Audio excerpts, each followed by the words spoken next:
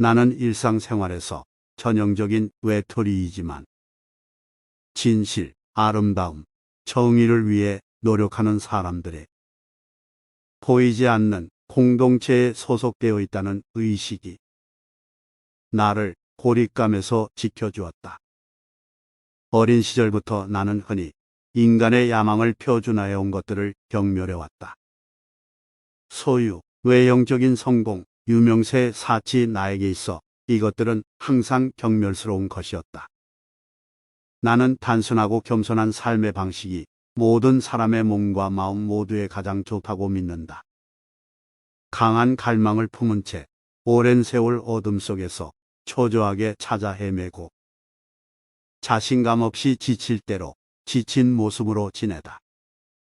마침내 빛으로 떠오른다는 것은 경험해 본 사람만이 이해할 수 있다. 그렇게 널리 알려졌는데도 외롭다는 게 이상하다.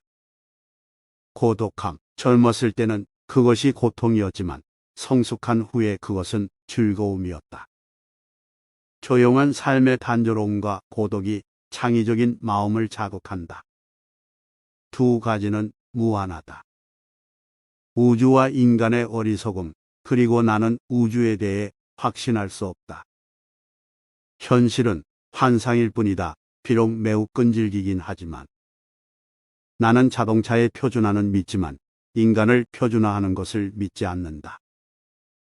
세상은 사악한 사람들 때문이 아니라 그것에 대해 아무것도 하지 않는 사람들 때문에 살기에 위험한 것이다. 내 생각에는 허세 부리는 미덕보다는 침묵하는 악덕을 선호한다. 진정한 천재는 아무것도 모른다는 것을 인정한다. 위대한 영혼들은 항상 평범한 사람들의 격렬한 반대에 부딪혀 왔다. 옳은 것이 항상 인기 있는 것은 아니며 인기 있는 것이 항상 옳은 것은 아니다. 성공한 사람이 아니라 가치 있는 사람이 되도록 노력하라. 사람들이 어떻게 그들이 투자한 것보다 더 많은 것을 삶에서 얻고자 하는지 주위를 둘러보아라. 가치 있는 사람은 받는 것보다 더 많이 준다. 창의력을 발휘하되 자신이 창조한 것이 인류에게 저주가 되지 않도록 하라. 인생을 살아가는 데는 두 가지 방법밖에 없다. 하나는 아무것도 기적이 아닌 것 같이 사는 것. 다른 하나는 마치 모든 것이 기적인 것처럼 사는 것이다. 나는 옳은 것만 말하는 비관주의자보다는 바보 같은 낙천주의자가 되고 싶다. 사소한 일에 대한 진실에 소홀히 하는 사람은 중요한 일이 있을 때 신뢰할 수 없다. 우리가 무엇을 하고 있는지 알았다면 그것은 연구라고 불리지 않았을 것이다. 대부분의 사람들은 위대한 과학자를 만드는 것은 지성이라고 말한다. 그들은 틀렸다. 그것은 성격이다.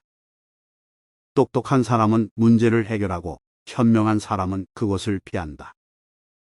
만약 당신이 6살짜리 아이에게 그것을 설명할 수 없다면 당신은 그것을 스스로 이해하지 못한 것이다. 바보라면 누구나 알 수 있다. 요점은 이해하는 것이다. 태도의 나약함은 성격의 나약함이 된다. 인생은 자전거를 타는 것과 같다. 균형을 잡으려면 계속 움직여야 한다. A가 인생의 성공이라면 A는 X, Y, Z와 같다. X는 일, Y는 놀이, Z는 입을 다물고 있는 것이다. 당신은 노력을 멈출 때까지 절대 실패하지 않는다. 하지 말아야 하는 것을 배울 수 있다면 실패하는 것도 나쁘지 않다. 실패는 진행 중인 성공이다. 한 번도 실수하지 않은 사람은 새로운 것을 시도해 본 적이 없다. 나는 특별한 재능이 없다. 나는 단지 열정적으로 호기심이 있을 뿐이다. 내가 너무 똑똑한 것이 아니고 단지 문제를 더 오래 안고 있을 뿐이다. 나는 49번 시도하고 실패했지만 100번째에는 성공했다. 모든 것은 가능한 한 단순해야 하지만 간단해서는 안 된다. 나는 물리학자가 아니었다면 아마 음악가가 되었을 것이다. 나는 종종 음악으로 생각한다. 나는 음악 속에서 꿈을 꾼다. 나는 내 인생을 음악으로 본다. 진실과 아름다움을 추구하는 것은 우리가 평생 동안 어린이로 남을 수 있는 활동의 영역이다. 식탁, 의자, 과일 한 그릇, 바이올린, 인간이 행복하기 위해 필요한 것은 또 무엇인가? 아이들이 똑똑해지길 바란다면 동화책을 읽어주어라. 그들이 더 똑똑해지길 원한다면 그들에게 더 많은 동화책을 읽어줘라. 나는 상상력을 마음껏 발휘할 수 있는 화가이다. 좋아하는 여자한테 구애할 때는 1시간이 1초처럼 느껴진다. 뜨거운 화덕에 앉으면 1초가 1시간처럼 느껴진다. 그것이 상대성 이론이다.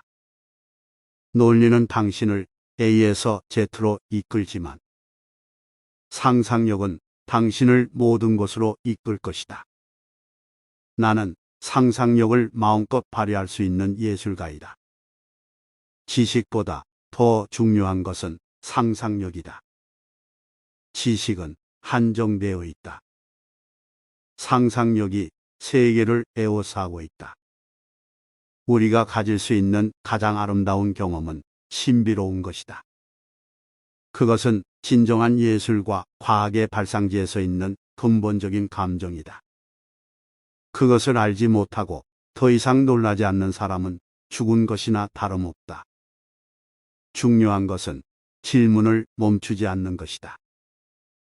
호기심은 존재하는 나름의 이유가 있다. 영혼의 신비, 생명의 신비. 현실의 경이로운 구조를 생각할 때 경외감을 금할 수 없다. 매일이 미스테리를 조금만 이해하려고 노력하면 충분하다. 인간의 지식과 기술만으로는 인간을 행복하고 품위 있는 삶으로 이끌 수 없다는 것을 잊지 말자. 나는 윤리와 철학이 결코 과학적인 기초 위에 세워질 수 있다고 믿지 않는다. 삶과 그 고귀한 표현의 가치관은 오직 자신의 운명에 대한 영혼의 갈망에서 나올 수 있다. 윤리를 과학적 공식으로 축소하려는 모든 시도는 실패해야 한다. 나는 그것에 대해 완전히 확신한다. 종교가 없는 과학은 절름발이고 과학이 없는 종교는 장님이다. 과학은 언론의 자유 속에서만 번창할 수 있다. 수학은 훌륭하지만 자연은 계속 우리를 끌고 다닌다. 모든 과학은 일상의 사고를 다듬는 것에 지나지 않는다. 수학의 법칙이 현실을 가리키는 한 확실치 않고 확실치 않은 한 현실과 관련이 없다. 모든 것을 과학적으로 묘사하는 것은 가능하겠지만 그것은 의미가 없을 것이다. 마치 베토벤 교향곡을 파동, 압력의 변형으로 묘사한 것처럼 권위에 대한 무분별한 존경은 진리의 가장 큰 적이다. 국가가 요구하더라도 양심에 어긋나는 일은 절대 하지 마라. 오직 자신의 온 힘을 다해 대의를 위해 헌신하는 사람만이 자기 자신의 진정한 주인이 될 수 있다. 남을 위해 사는 삶만이 가치 있는 삶이다. 나는 전쟁보다는 평화를 가르칠 것이다. 나는 증오보다는 사랑을 가르칠 것이다. 나는 평화주의자일 뿐만 아니라 호전적인 평화주의자다. 나는 평화를 위해 기꺼이 싸울 것이다. 국민 스스로가 전쟁을 거부하지 않는 한 전쟁을 끝낼 수 없다. 문호의 가치를 소중히 여기는 사람은 반드시 평화주의자가 된다. 제3차 세계대전이 어떤 무기로 치러질지 모르지만 제4차 세계대전은 막대기와 돌로 치러질 것이다. 평화는 무력으로 유지될 수 없다. 오직 이해를 통해서만 달성될 수 있다. 무력은 항상 도덕성이 낮은 사람들을 유혹한다. 우리가 만든 세상은 우리가 생각하는 과정이다. 생각을 바꾸지 않고는 세상을 바꿀 수 없다.